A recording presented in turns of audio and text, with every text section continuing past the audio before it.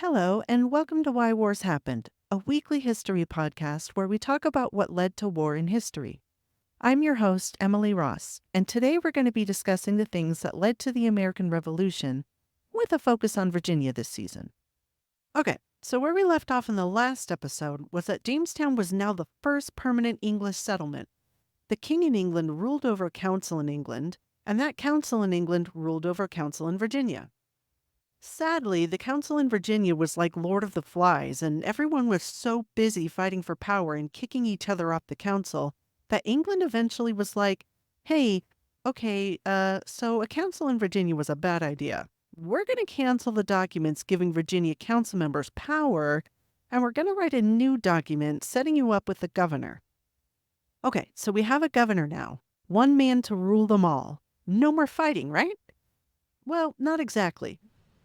The drama caused by the council being able to kick people out and fight each other for power was over. But the problems in Jamestown weren't all caused by the council's drama. One of the things that early Jamestown is famous for is a period at this time called the Starving Time.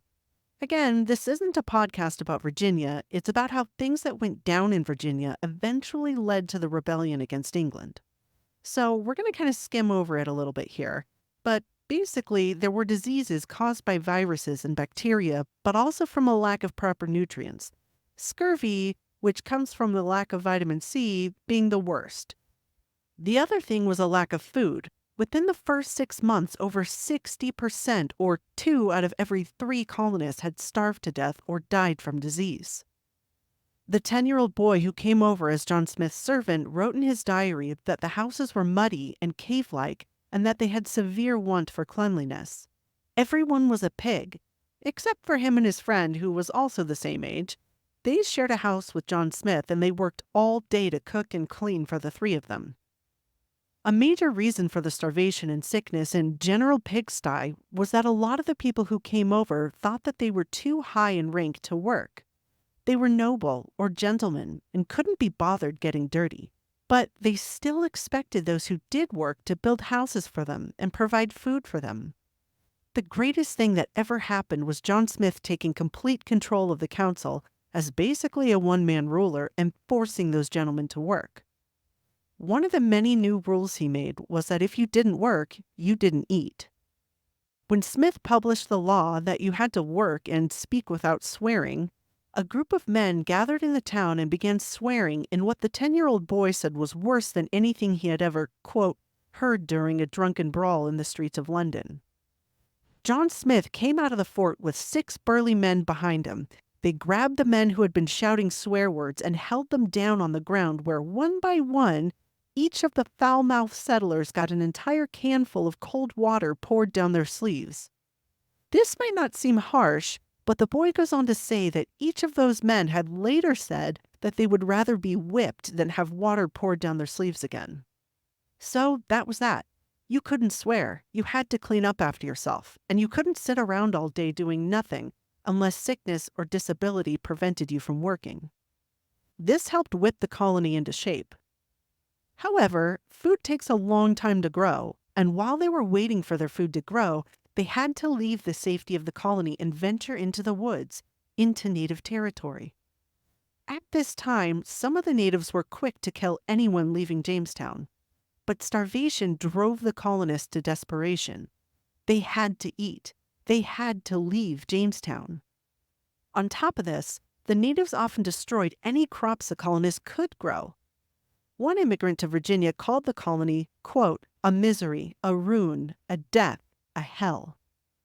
People dug up graves to eat the dead. They also boiled clothes and shoes and belts. Some of them even dug their own graves and laid down in them waiting to die. Thomas Gates was the man that had been chosen to be the governor, and he had been on the ship that was shipwrecked in the Bermudas. England had believed him to be dead, and so did the colonists that made it to Virginia. But the shipwrecked crew had spent months rebuilding their ship on the island. When their ship was rebuilt, they continued their journey to Jamestown. When they finally reached Jamestown 10 months later, Governor Gates arrived and looked around for the settlers.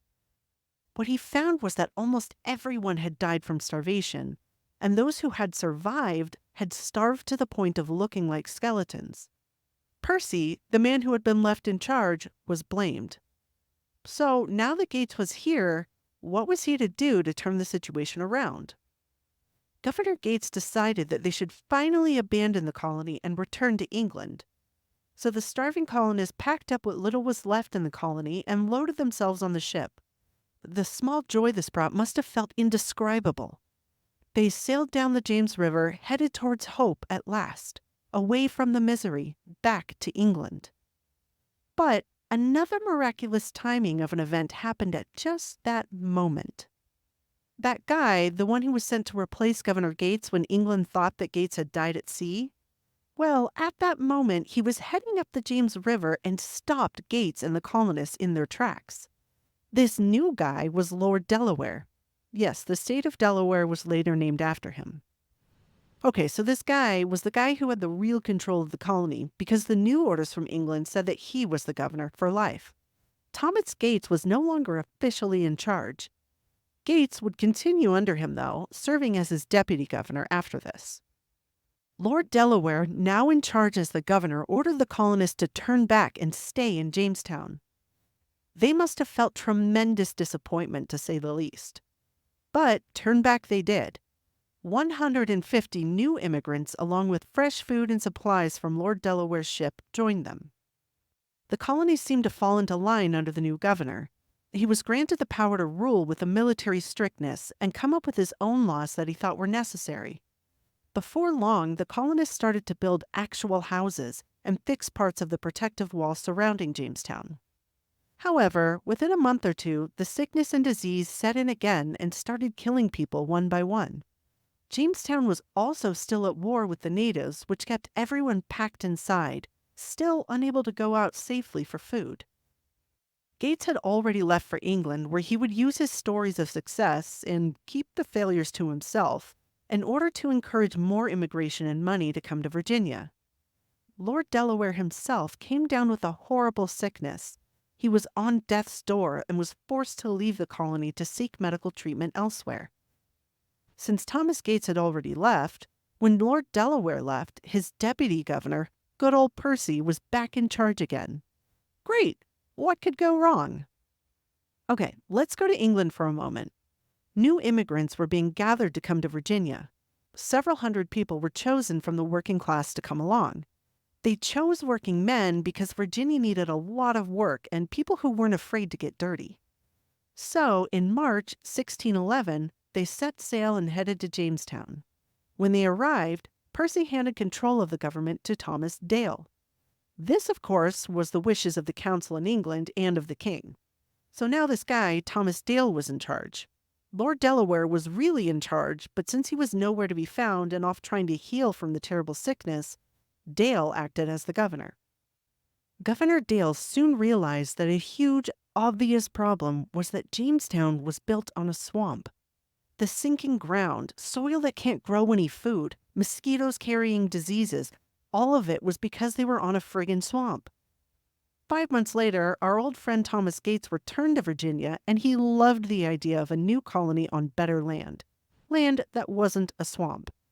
So a second colony was created 60 miles away from Jamestown, and a fancy 2-mile-long protective wall was built around it. The new colony was named Henrico. The name, of course, was after King James's son Henry, who was supposed to be king after James, but he died before he could inherit the throne. England even dusted off the old armor from the 1300s that had been sitting in the Tower of London for hundreds of years, rusting and getting out of fashion. They sent it to Virginia. So you can imagine these guys who months before were starving skeletons of men. They were now sporting around the forts of this new colony, sometimes looking like a medieval knight from the 14th century. People still got sick in this new colony, Henrico, but it wasn't as bad as if you lived on a swamp where disease bred in the waters and nothing grew that you could eat. Now, the 2 English colonies were strong enough to survive and get to the business of building an English society. This is where the dark cloud of government started rearing its ugly head. The colonists in Henrico started farming and growing corn, enough to supply everyone. This gave them a little independence from England because they were no longer relying on ships from England to bring them food to eat. A tiny, tiny sliver of independence. Thomas Gates not only brought over 300 new immigrants to Virginia, he also brought with him instructions saying that he was supposed to lay out the harshest laws possible to make sure that people weren't lazy and endangering the colony by refusing to work or committing crimes. Gates had been a soldier in the war against Spain, and he hated sloppiness and disrespect for those in charge. He was perfect for this job. Gates posted laws in Jamestown and Henrico commanding people to obey and listing the punishments if they failed. For example, every colonist had to go to church 2 times every day. You've heard that right, 2 times every day. If you were caught not going to church one of those times, you lost your share of food for the day. If you were caught a second time, you were whipped. And if you were caught a third time, you were imprisoned for 6 months. Harsh. Another law said that you couldn't be a jerk. Basically, you couldn't go around saying bad things about someone or doing things that caused anyone disgrace. And if you did, your head would be tied to your feet for a month, where you'd be guarded every night to make sure that you didn't get a moment to stretch or relax. If you killed another man's farm animals, the punishment was death. If you washed dirty clothes and dishes inside the walls of the colony, you'd be whipped, even if you were a woman. This was to keep rats, bugs, and disease out of the houses in town. It was said that Thomas Gates did post these laws around the colonies, but he didn't really enforce them. However, when Gates left again and Lord Delaware was still nowhere to be found in the colony, Thomas Dale took over again. He chose one of his buddies there to help him rule the 2 colonies, and together they enforced the laws with brutal impatience for anyone who broke them. They also added new laws, just as harsh, to ensure the colony operated in a way that would survive. Historians and people at the time had no doubt that these merciless laws were what kept the colony alive and helped it bring fortune and growth that otherwise wouldn't have been possible. This may have been good for the colony, but free Englishmen couldn't bear this situation for long. The people enjoyed a pretty good sense of freedom in England, and this is what they expected in the colony. After all, the colonists had been promised that they had the same civil rights and freedom that they would expect as though they were on English soil itself. The documents granting Virginia to the colonists said so in plain ink. So what were the colonists to do when the government had turned against them so viciously? Well, some of them fled and tried to find refuge with the natives.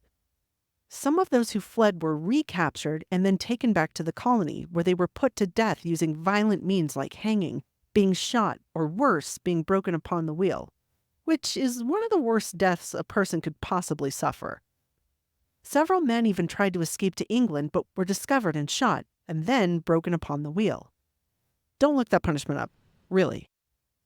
Some of the colonists felt like they were slaves being forced to work, or being allowed to starve or punished severely if they didn't work, and being hunted down and killed if they tried to escape.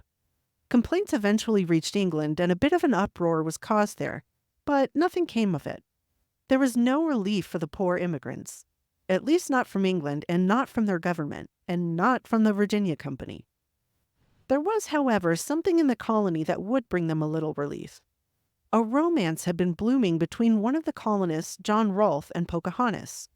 They married in 1614, and peace was finally brought between the colonists and the natives in the area. This peace would last for 8 years. Now, the settlers could grow food and hunt without fear of being killed by the natives. They didn't have to worry about their farm animals being taken or killed by the natives either. At this time, around 2 years before this, that same colonist that married Pocahontas, John Rolfe, he had been experimenting with the native plant tobacco. Natives had been using tobacco for generations in ceremonies and had shared it with the Europeans. Queen Elizabeth didn't really like the stuff, but it was very popular among the upper classes of society. By the year 1600, everyone, not just the upper class, was smoking it. However, the tobacco they used was bitter, and it tasted kind of bad. So John Rolfe tried to make it taste better by growing it in different ways. He discovered a way to make it sweeter, and he sent some of it to England. Then, the race for selling tobacco was on. In just a few years, a ship with 20,000 pounds of tobacco sailed for England and sold at 5 shillings and 3 pence a pound, which is roughly $78 in today's money or 61 pounds in today's money. That's how much the tobacco was selling per pound, and they had 20,000 pounds of it. The life-changing money that the colonists had hoped to find in gold could finally be found in tobacco. Soon, the streets of Jamestown were lined with tobacco. The governor even had to pass a law saying that every person was to plant 2 acres of corn. Otherwise, the new craze for growing tobacco would lead to nobody planting food and everybody starving again. Even though Thomas Gates and Thomas Dale had been cruel to the people, they were credited with saving them at the same time. They had found the people in the shadows of death, sickness, and war with the natives, and had taught them how to fight the sickness, made peace with the natives, and brought prosperity to those who lived in the colonies. In the year 1614, Thomas Gates left for England again, and 2 years later, Thomas Dale followed behind him. Now, a man named George Yeardley was in charge as the new governor. So there were many reasons for colonization. In earlier episodes, we covered the desperation of a poverty-stricken England that had been running out of resources. We covered James's massive debt and the need for a colony to produce items that could be sold, so James could get a cut of each sale and pay off his debts. There was also another reason that wasn't one of the main reasons, but it was still important to people. There was a desire to bring the English religion and culture to other parts of the world before the Catholic religion could spread. But the biggest reason of all was profit. The charters themselves said that the company would get a share of all sales made by the colonists, and that they had to at least make a convincing argument to anyone who gave money to the company that they would get their money back from those sales. And some of the money from the sales would go to the king. The promise of tobacco was shining brightly on the company, and the world of fortune was at their fingertips. That's all for today. Thanks for tuning in. Join us next week when we discuss how the colonists tried to make things other than tobacco but utterly failed, and how tobacco became the center of Virginia's economy, and how the king came to depend on it for money. Subscribe so you don't miss the next episode, and comment your thoughts on this episode below. See you next time on Why Wars Happened.